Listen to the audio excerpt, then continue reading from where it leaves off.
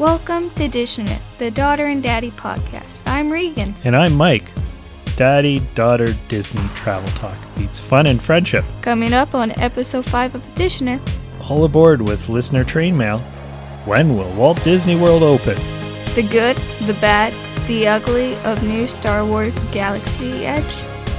Top 3 Daughter and Daddy pick their top 3 Walt Disney World resorts. Daughter and Daddy outside the park. Our special segments, Walt's Wisdom and the Extra Magic Minute. Keep your hands, arms, feet, and legs inside of the podcast at all times, because your ride is about to embark.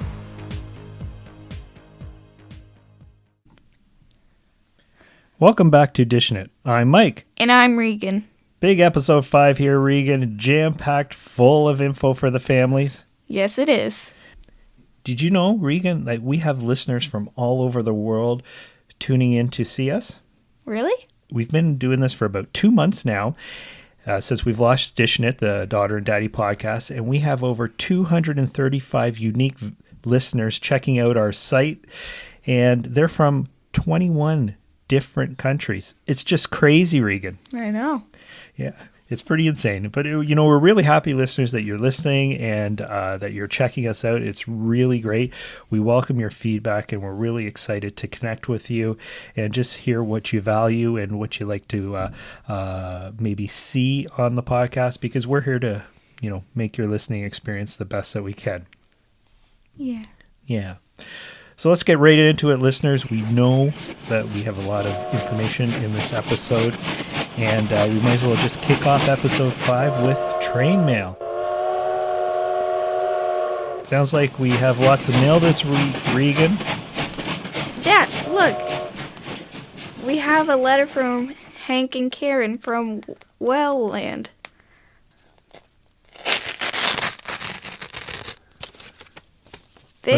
What else do we have, Regan? Tanya from Hamilton. And I think it's Miroslav, and he's from Poland. And what are they asking us, Regan? So Hank and Karen are asking us what to know when Walt Disney World will open. Tanya wants to know if we should wear masks at Disney, and Miroslav asks, is Disney safe to go? Wow, so lots of questions there from the listeners, and thank you again for writing in and contacting us. Regan, we got lots of train mail this week, and we know there's a lot of people out there on social media that are asking, when will Walt Disney World in specific open again? Well, they're in luck, Regan, because Dishin It podcast has the answer. When will Disney reopen? What will the new reality be when we attend Disney? Well, here we are going to dive deep and give families the inside scoop. Before we get into Disney CEO's Bob Chapek's various comments, let us look at what the new reality will be. The initial guidelines that have been set by Orange County's Economic Recovery Task Force are comprehensive. More likely, this will be our bare minimum to what Walt Disney World will do when reopened. Yeah, we expect them to go above these mandated protocols and guidelines. So for the listeners at home, we're gonna get right into the meat and bones of what the task force has laid out for large parks in Florida. So there's 2 distinctions: mandated, so they'll be required to do this, and then recommendations, which means they are not required. So let's get into the mandates first. So Disney will be mandated to have all the employees wear face masks. Touchless hand sanitizers must be stationed at each ticketing entry and turnstile. Touchless hand sanitizer at each entrance and exit. For attractions, yes.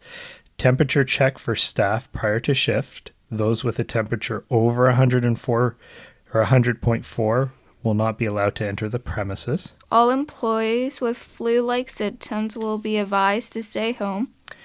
Wipe down all railings and surfaces after every use. Phase 1, 50% capacity, yes. Phase 2, 75% capacity. So those are the mandates right now. So the guidelines include tape marking 6 feet apart in attraction queues.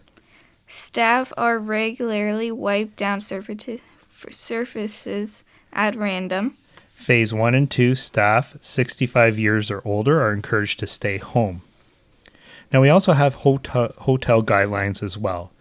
So phase 1, housekeeping services is to be limited and allow for limited guest and employee exposure. Housekeepers only clean upon request or when guest departs. So in phase 1 again, allow employees to work from home if they are not playing a critical role in serving guests. Only deliver room service to guest doors. Provide self-parking. Promote social distancing for guests and staff. Recommended touchless hand sanitizers at entry. Increase cleaning services, additional sanitation service through cleaning companies. Yep. In phase 1 and phase 2, staff 65 years or older are encouraged to stay home. So those are the hotel guidelines families. Now the mandates. These are the hotel mandates. All employees will be required to wear face masks. Hand sanitizer at entry to be available in plain sight. All employees with flu-like symptoms will be advised to stay home. Front desk sanitize themselves on regular basis. And consistent cleaning of all guest areas. Front desk to utilize sneeze guards. Ooh, gross. Remove all service items in guest hotels, including glassware, coffee cups, etc. Mini bars are not to be stocked. What? No mini bar? Okay. Do not offer self-food services. Space pool furniture according to distance guidelines. Pool gates and pool chairs to be sanitized regularly. Door handles, elevator buttons, and railings to sanitize regularly. Remove all coffee makers from guest rooms. Remove all guest Collateral items except for those that are in single use. Sanitize guest keys before and after each use. Sanitize bell carts after each use. Phase 1 and 2, no conferences.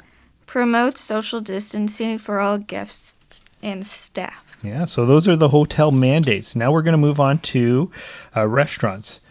So as far as restaurants are concerned, the guidelines are paper and disposable menus. Encourage takeout online orders.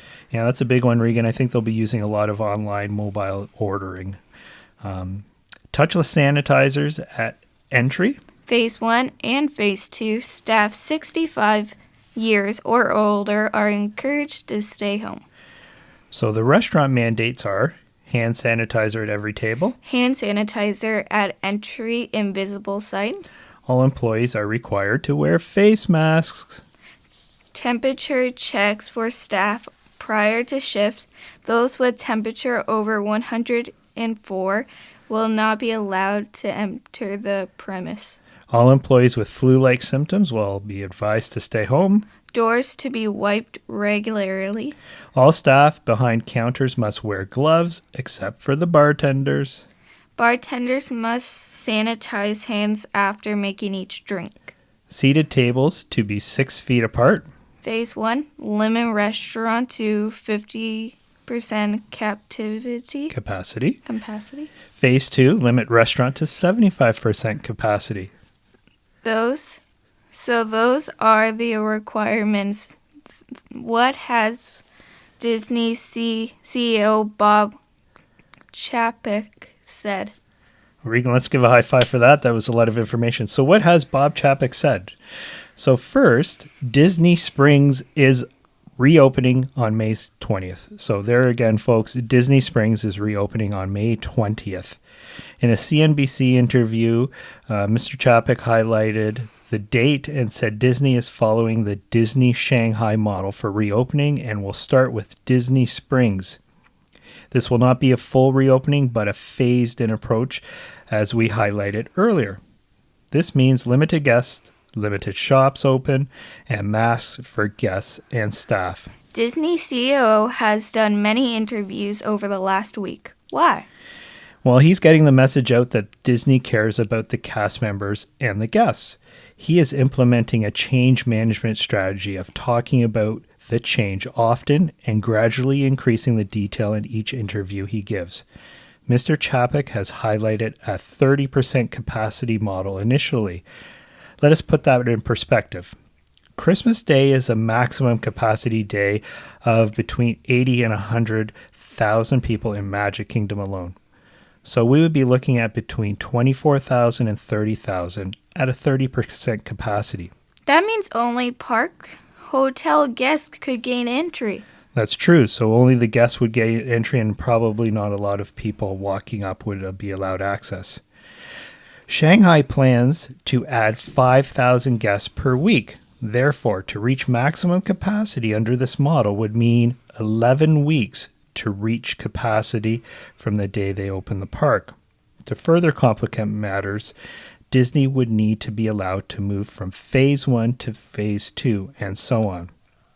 Mr. Chapek has continued to reinforce the message of a slow and measured approach to reopening. We can expect all guests and cast members to wear masks. No Cinderella hugs or close photos, just waves. Longer lines as rides are cleaned. Walt Disney World transportation will change as boat, bus, and monorail service will be 50% full.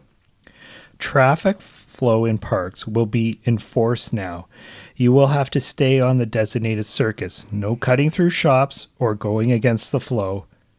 Restaurants will be half full and buffets will be staffed up, so you will be served by a cast member or through your mobile app instead of scooping yourself. Many changes in store. In other news, Disney has also started reservations again, effective Wednesday, July 1st. Yeah, so Disney will also phase in the opening of the parks, with the water parks being last. We believe Magic Kingdom and Epcot will be the first to open, followed by Hollywood Studios and Animal Kingdom.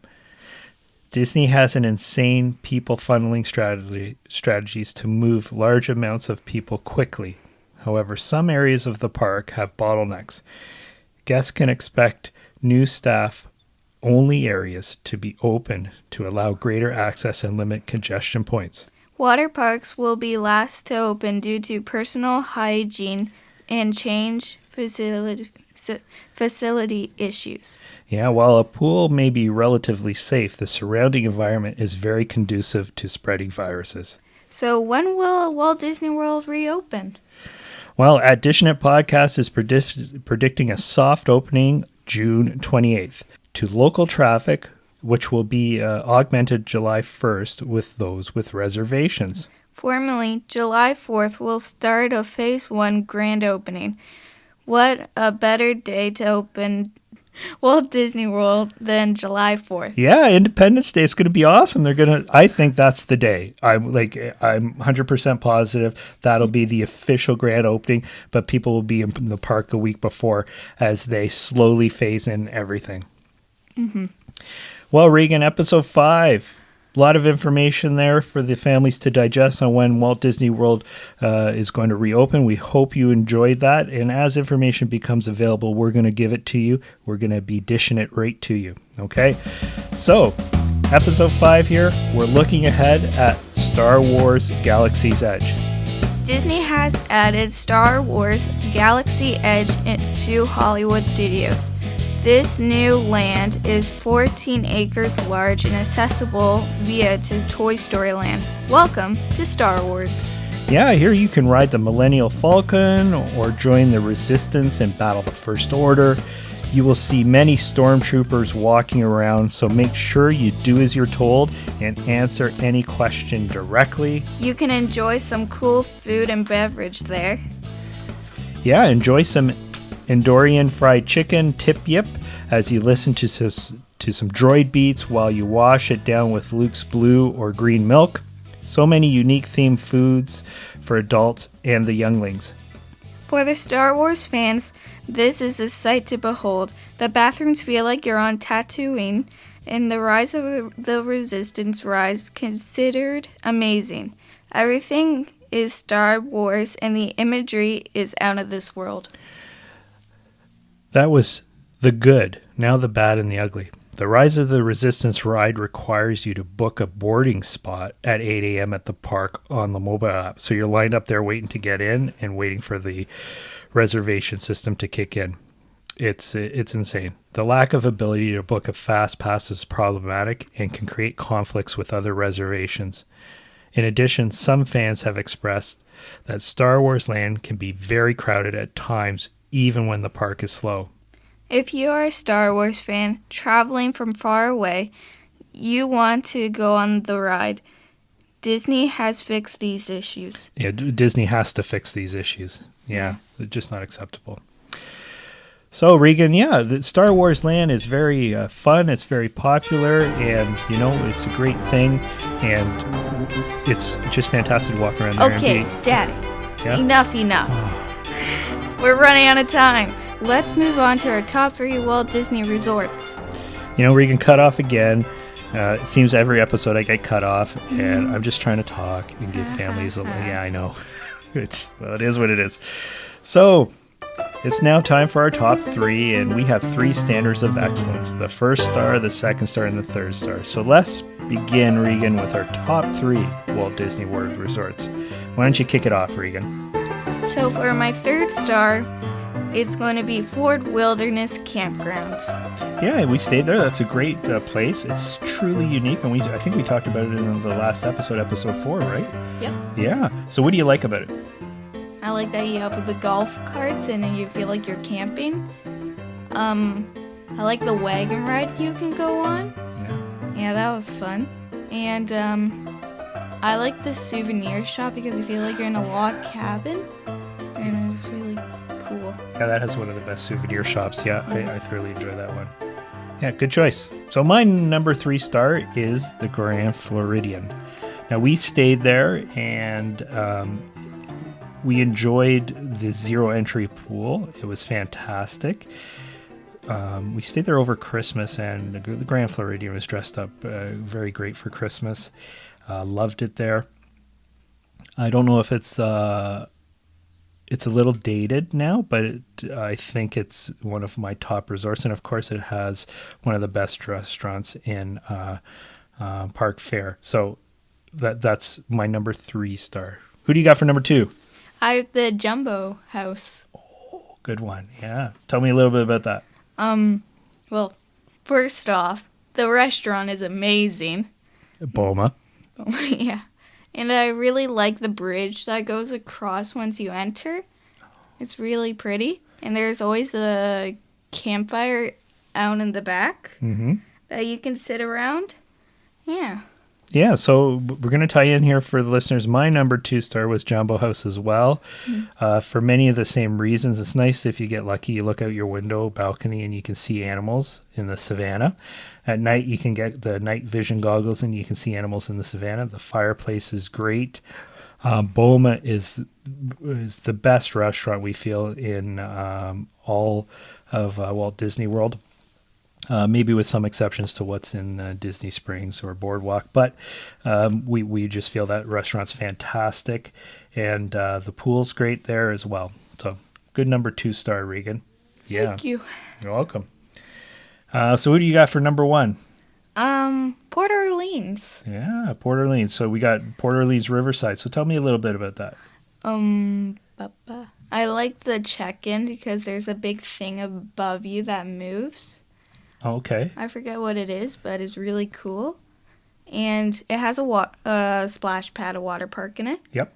And I just like you get to walk on a bridge to go everywhere. Yeah, it's sort of like you're in the maybe a little bit of the swamp-ish. Yeah, but the greenery is fantastic, and it's very easy to get from point A to B. The shops are good there. The food was good. So we stayed there, and we've enjoyed that one. Yeah. Yeah. So my number 1 star, and we've stayed there once or twice, just once. Okay, Regan's giving me the one finger there. Wilderness Lodge. So we were fortunate when we stayed there to have concierge service, and that's because it was a Disney Vacation Club member selling back, and we got a really great deal on the room, and the food was great there. I love the expanse of the main building, and just how welcoming it is, and just how many Disney cast members are doing activities with kids all throughout the building. It's just amazing. It's close to everything, although not on the monorail ride. It is close to everything, and I just found it was a great resort. Different than Fort Wilderness, so we're talking the Wilderness Lodge here, but that was my number one choice. Love to go back there. So Regan, if you had a choice to go to any resort, which would you pick? Putting her on the spot here, folks. It will either be Port Orleans or the Jumbo House. Yeah? But I will also love to go back to the campgrounds. Yeah, me too. I think if I had to pick one where I would try, I would like to go to the Polynesian Resort. Yeah, that's pretty. one we haven't done yet. We've been there many times for food and entertainment, but we haven't actually stayed there yet. So that's on the list, folks. And once we get the go ahead to travel, we're there. So, and we're going to go there and we'll give you a review. So that concludes our top 3 Walt Disney World resorts. So it's time now to move on to Daddy and Daughter outside the park. What? So Regan, what did we do yesterday? We played golf. We played golf. So the course opened. So we played golf, and Regan's still just learning, and I'm trying to not embarrass myself. We got out. It was rusty. We weren't allowed to use the driving range or anything like that or touch. So basically, we're just golden and cold, teeing up our ball and going. Here in Ontario, we had the go-ahead, so golf courses are open, and there was pretty strict measures in place for COVID-19 as we arrived at the golf course. Got some news to share with listeners. What happened on hole number 10? I got a par. She got a par, so she had a nice tee shot off the reds, and then a nice second shot downhill onto the green, and she left herself a 12-foot downhill putt on the green. Tough putt. Now she hit it short, which was good, I guess, and she got within about 6 feet, and then she had a 6-footer for par, and you got up there, and what happened? I got it in the hole. Got it in the hole. You drained it, right? You hear clank, clank, clank in the cup. Great sound. And then we had these little caddy levers or whatever they're called, where you just flick the ball out of the hole so you don't have to touch the flagpole. But it was your first par. High five. Yeah, we were so excited. And you know what? So her brother Grayson got his first par on that hole as well. Yeah, and he got a birdie on that hole too. But great job, Regan. Congratulations on your first par. Hopefully many to come. Yeah, I did not get any pars, just for the folks at home. I beat him. And I broke a club as well. It's true. Yes, I snapped the shaft right at the club face. I think the club face went farther than your ball. Thanks. Okay, good. So that's a little bit about what we did yesterday. So Regan, I just have a question for you. We talked about it. I see your brother and stuff on the tablets, and you have maybe some YouTubers or stuff like that, or games you watch. So I'm an adult. I'm not cool like you guys. What do the cool kids listen to or watch these days? Well, some people watch Fortnite, Roblox, Minecraft, but also some people just do a thing where they dress themselves, so they have themselves in different aspects of themselves around like their anxiety, their creativity, their logic, their morality, and other things. And is this a game, or is this No. like an app or something? No, so they film themselves many times. So basically they just dress up as someone else and film it and then put it together. Then you can see conversations with themselves. They do that. Oh, okay. So they talk to themselves. Mm-hmm. Do they talk back to themselves? Yep. Oh, see, that's when you know you got a problem. It's when you start talking back to yourself. Okay, I didn't even know that. So like we could dress up as like Dad the doctor, and then Dad the teacher, and then Dad the pharmacist, and then Dad the soccer player. Yeah, okay. Interesting. Oh, so any games you guys play? Like, what do kids play? Well, Grayson plays Fortnite. Yep. And Forza Horizon is a card game he has. What do you play? Minecraft, Roblox. Well, I do play some Fortnite with Grayson. Yeah. He never lets me on the video games. We got to talk to him about that. So Minecraft, is there any like famous Minecrafters? Or is that a term? Yeah, there is. I don't know a lot, but you might know DanTDM as his So hardcore this is, Dan TDM. TDM. Okay. Dan TDM. the Diamond Minecart. Oh, okay. Oh, and he has this little bit of a British accent. Am I correct? He is from the UK. Oh, he nailed it. Oh, okay. He seems nice. Yeah, Yeah, and if you watch him, what's the language like? Is it good or? that's really good. It's good. Okay, well that's good for the parents to know that. Okay, good, nice. Okay, well maybe one day we'll be playing Minecraft with him. Who knows? Probably not. Probably not. No, no. Maybe golf though. We'll see. Well, anyways, so good. Congratulations, Regan, for the birdie, and thanks for the info about. Or sorry, par. Regan's correcting me. Yes, that's right, par. And hopefully, parents found it a little useful hearing what some of the kids are watching these days or playing. Because I don't know. Yeah. So for the thing that he talked to himself, you can watch Thomas Sanders because he does that. DanTDM, he's absolutely amazing. And DanTDM now does Animal Crossing, which is really fun. He does live streams, so if you want to find that, you have to go to DanTDM Live on YouTube. Okay, thanks for that, Regan. Great. Okay. Well, that ends the Daughter and Daddy Outside the Park segment. High five, Regan. Think, Believe, Dream, Dare is a foundational Disney quote, and it's the inspiration for our next segment, Walt's Wisdom. Here we take a Disney quote and talk about it, what it means, and how we're going to apply it. So, Regan, do you have a Disney quote? Yes, I do. Okay. Do you want to go first or second? I can go first. All right. All right. So my quote is, keep moving forward, opening new doors, and doing new things. Your curiosity will lead you down the path of success. Oh, okay. Great. So, it's good to be curious, right? Mm-hmm. Yeah. It's good to be curious, George. Yeah. So what does that quote mean to you? Well, I just really like the quote. Yeah, okay. And what part of it do you like? I like, your curiosity will lead you down the path of success. Yeah. Well, you know what? And who said the quote? Walt Disney. Walt Disney, yeah. So, and basically, curiosity will allow you to innovate and allow you to change things, and it will allow you to improve things. Not accepting, I think, just the status quo, maybe. Yeah. So, Regan, my quote sort of parallels yours, and I like this quote. It's from also Walt Disney as well.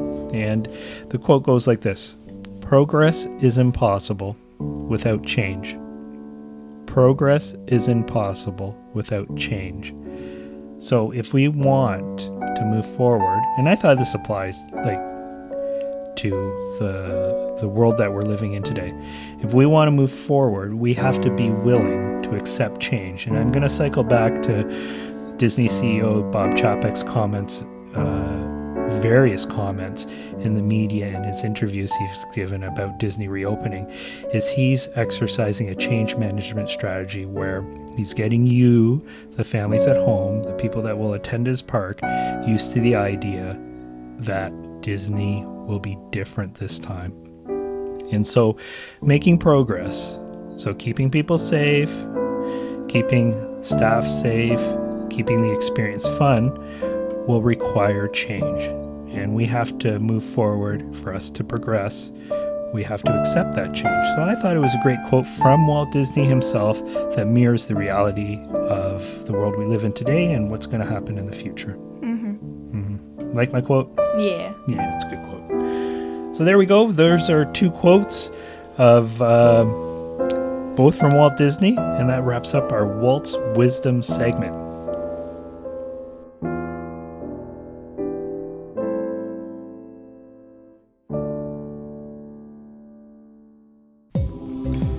Well, Regan, let's wrap up episode 5 of Dishin' It, the Daughter and Daddy podcast. I hope the listeners enjoyed this episode. Me too.